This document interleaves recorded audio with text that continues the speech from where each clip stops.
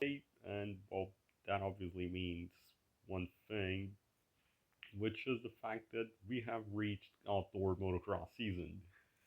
Um, we're coming off of an all-timer supercross season, so that is a well for me at least a deciding factor in getting me pretty hyped for outdoors this year as well.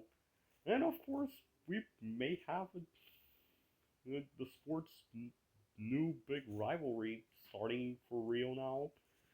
Of course, today we had Honda confirm that Jet Lawrence is in fact going to be back for Fox Raceway.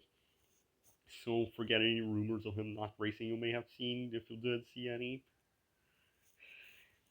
Deegan, of course, is coming off of a dominating 250 SX West title, and he'll be on a 450 racing on a 450 Yamaha for the first time. Now, I don't want to say I don't have any expectations for him, but I won't be too surprised if Jet has the upper hand over him. After all, he did have the upper hand on in each and every time they raced each other in the 250s. Obviously, he is older and was more experienced in all of these races, and that will be the case again this year. But well, I wouldn't be too surprised if Deegan hit the ground running and started challenging for wins right out of the gates. I think he's going to well maybe not take that much time, but I do think at least at the beginning of the season, Jet is still going to be the guy to beat, and that comes down to well two things: his incredible talents and his experience. So I'm not counting Deegan out, okay? I'm not. I really think he'll be really good this year, but I don't know about challenging Jet for the title now, coming firing out of the gate as one of the favorites. However, I don't think it's going to be that easy for Jet either. I would like to point out Jorge Prado as a dark horse for the championship because, well, outdoors is why he came to America for, essentially. And obviously, last year with the Kawasaki was pretty weird for him. He missed basically the entire Supercross season, wasn't really comfortable during motocross. But he does seem to have gotten along a lot better with the KTM. So he was pretty good in Supercross, even though he did miss a few rounds.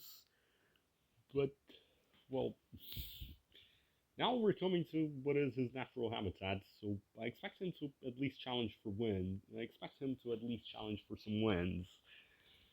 And remember, he's already raced at most of these tracks, if not all of them, I think. And this is his bread and butter, traditional outdoor motocross. So don't be surprised to see him win at least a race or two. Let's say he could win a few overall events as well.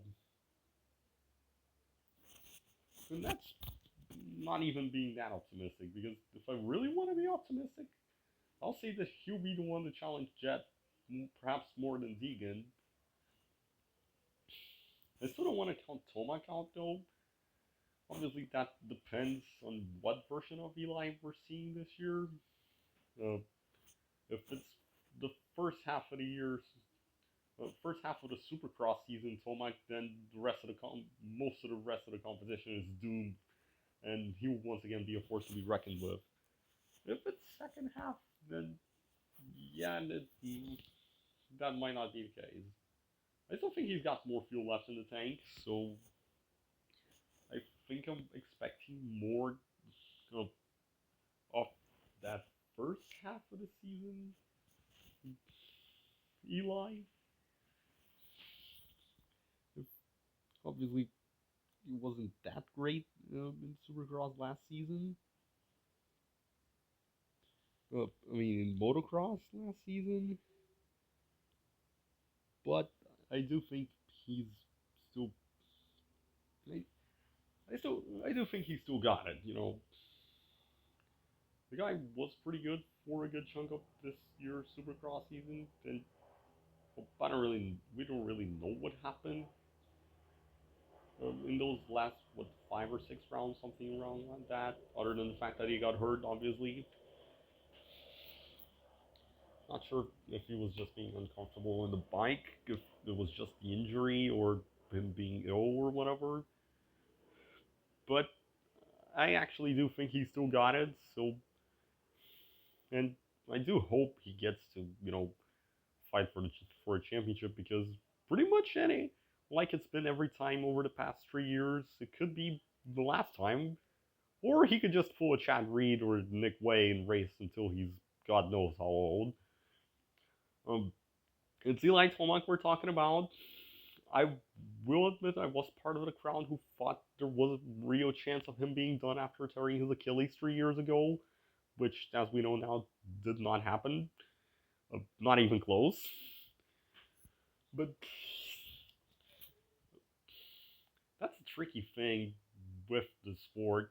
Age usually catches up to these guys pretty quickly, at least in comparison to most other motorsports.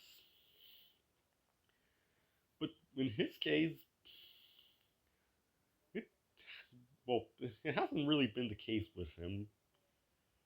I think he's probably going at least at the start of this year, he was probably better than say Reed was when he was 33 years old.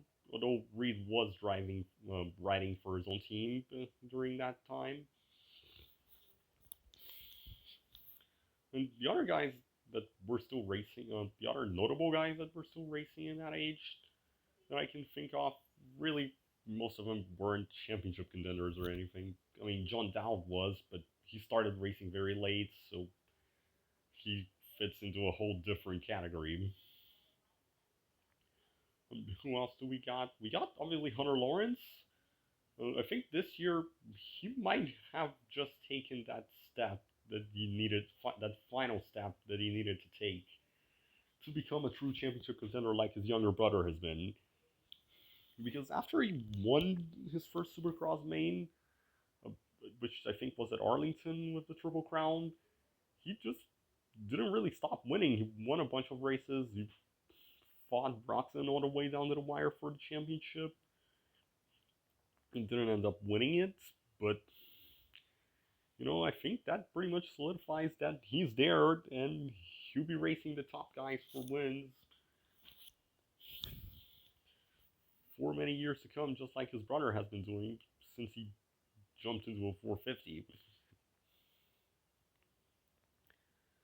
Don't really think I got much to say on him, but look out for Hunter because, well, if you haven't seen enough from his Supercross season, then you probably will eventually see enough from his motocross season.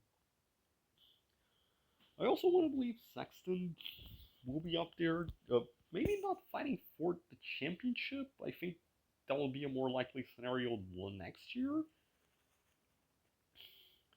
Obviously, things looked pretty rough for Kawasaki with the whole Prado deal last year, but I do think Chase looks more comfortable in that bike than Prado ever did. Obviously, he won 2 main events this year, and he also did miss a couple rounds, but he was fast, and now that he's already got a full championship of racing under his belt in that bike, uh, I can't see him being a factor for a good bit of races.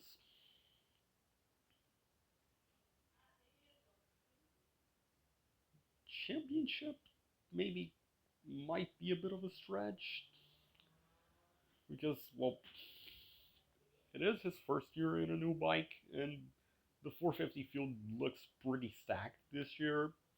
Perhaps more stacked than when he won his championship in 2024. But I'm also not counting him out. I do think there is a chance he wins the championship. Maybe not that big of a chance in comparison to the Lawrence Rose, Tomac, perhaps Prado, and maybe even Deegan. But it is a chance. After all, he did fight Tomac all the way down to the wire in 2022, and he did win the motocross title in his first year with KTM. Winning the championship in his first outdoor season on a new bike wouldn't be news to him. And then, well, I think for championship contenders, that's pretty much it. But there are a few other interesting storylines that we could see. Obviously, this will be Cooper Webb's final season of racing outdoors, which isn't really surprising because he's never really been a factor in motocross. And at this point, I think he already knows he's, nearing the end of his career. So I think it does make sense for him to give it one last shot and then just focus on Supercross and go racing World Supercross and all that stuff, which he already will be doing this year.